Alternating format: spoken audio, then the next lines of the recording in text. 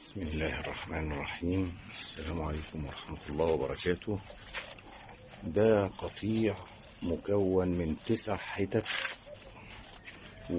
وحتتين 7 كبار وحتتين صغيرين، عمر 3 شهور. الحتتين الصغيرين في التحويل ممتازين جدا، وهم ما شاء الله عليهم تمام، وهم ما شاء الله عليهم. ودولت كده كنت انا مأكلهم تبن، وبعدين جه عرش البطاطا، رحت فارد لهم شويه كده ياكلوا فيهم.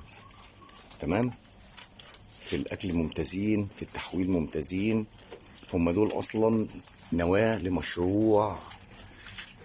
لمشروع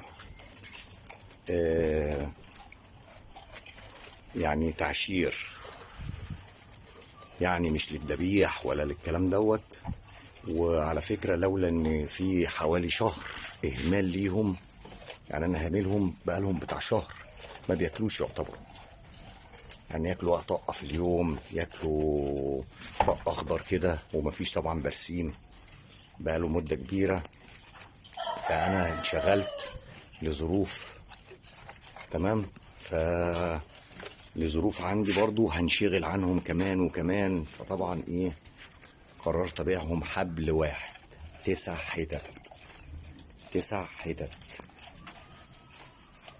لو بصيت كده، هات يا ادهم كده حته حته كده، وامسك حته حته من ودنها كده. ايوه، دي حته تمام. دي عمر 9 شهور، كلهم لبانه لسه ما كسروش. مفيش غير